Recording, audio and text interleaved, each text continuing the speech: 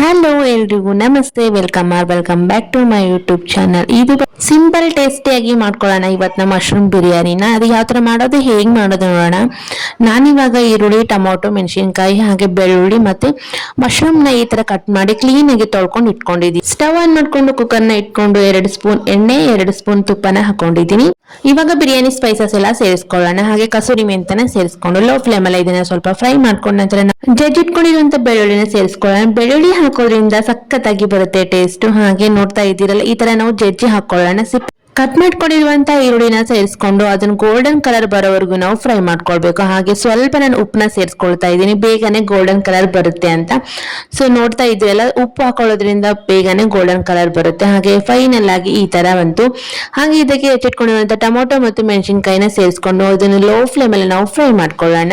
ಇದಕ್ಕೆ ನಾವು ಮಸಾಲೆನ ರೆಡಿ ಮಾಡ್ಕೊಳ್ಳೋಣ. 1 ಇಡಿ ಪಾಲಕು, 1 ಇಡಿ ಕೊತ್ತಂಬರಿ, 1 ಇಡಿಯಷ್ಟು ಪುದೀನ, ಬೆಳ್ಳುಳ್ಳಿ ಮತ್ತೆ ಶುಂಠಿ ಹಾಗೆ ಹಸಿಮೆಣಸಿನ್ಕಾಯಿನ ಪೂರ್ತಿಯಾಗಿ ನಾವು ಈ ತರ ಪೇಸ್ಟ್ ಮಾಡ್ಕೊಂಡು ರೆಡಿ ಮಾಡ್ಕೊಂಡಿರುವಂತಹ ಮಸಾಲೆನ ಇದಕ್ಕೆ ಸೇರಿಸ್ಕೊಂಡು ಲೋ ಫ್ಲೇಮ್ ಅಲ್ಲೇ ನಾವು ಇದನ್ನ ಫ್ರೈ ಮಾಡ್ಕೊಳ್ಳೋಣ. ಪಾಲಕ್ ಹಾಕೊಳ್ಳೋದ್ರಿಂದ ತುಂಬಾನೇ ಟೇಸ್ಟ್ ಸಖತ್ತಾಗಿ ಬರುತ್ತೆ. ಹಾಗೆ ನೀವೇನಾದ್ರೂ ಒಂದ್ಸಲ ಟ್ರೈ ಮಾಡಿಲ್ಲ ಅಂದ್ರೆ ಡೆಫಿನೆಟ್ಲಿ ಪಾಲಕ್ನ ಹಾಕಿ ಟ್ರೈ ಮಾಡಿ, ಸಖತ್ತಾಗಿ ಬರುತ್ತೆ. ಇದಕ್ಕೆ ನಾವು ಮಶ್ರೂಮ್ ನ ಸೇರಿಸ್ಕೊಳ್ಳೋಣ. ನೋಡಿ, ಮಶ್ರೂಮ್ ನ ಸೇರಿಸ್ಕೊಂಡು ಇವಾಗ ಇದಕ್ಕೆ ನಾವು ಮಸಾಲೆನ ಹಾಕೊಳ್ಳೋಣ. ಸ್ವಲ್ಪನೇ ನಾನು 1 ಸ್ಪೂನ್ ಅಷ್ಟು ಚಿಕನ್ ಬಿರಿಯಾನಿ ಮಸಾಲಾನ ಸೇರಿಸ್ಕೊಳ್ತಾ ಇದ್ದೀನಿ. ಹಾಗೆ ಮನೇಲಿ ಮಾಡ್ಕೊಂಡಿರುವಂತ ಗರಂ ಮಸಾಲಾನ ಸೇರಿಸ್ಕೊಂಡು ಒಂದು 5 ನಿಮಿಷ ನಾವು ಇದನ್ನ ಕುಕ್ ಮಾಡಕ್ ಬಿಟ್ಬಿಡೋಣ.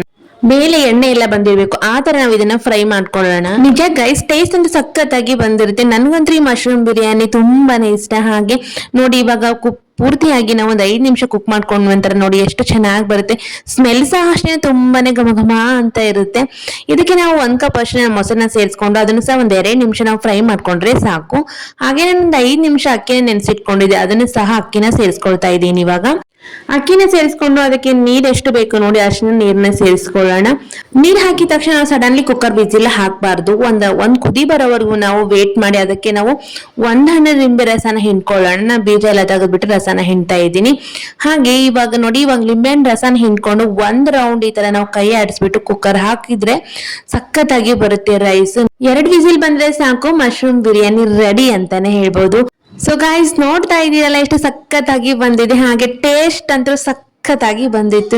ನೀವೇನಾದ್ರೂ ಈ ತರ ಮಶ್ರೂಮ್ ಬಿರಿಯಾನಿ ಟ್ರೈ ಮಾಡ್ಬೇಕು ಅಂದ್ರೆ ಡೆಫಿನೆಟ್ಲಿ ಈ ವಿಡಿಯೋ ನೋಡ್ಕೊಂಡು ನೀವು ಮಶ್ರೂಮ್ ಬಿರಿಯಾನಿ ಟ್ರೈ ಮಾಡಿ, ಸಖತ್ತಾಗಿ ಬರುತ್ತೆ. ಈ ಕುಕಿಂಗ್ ವಿಡಿಯೋ ನಿಮ್ಗೆ ಏನಾದ್ರು ಇಷ್ಟ ಆಯ್ತು ಅಂದ್ರೆ ಲೈಕ್ ಮಾಡಿ, ಶೇರ್ ಮಾಡಿ, ಕಮೆಂಟ್, ಸಬ್ಸ್ಕ್ರೈಬ್ ಮಾಡಿ. Thank you for watching.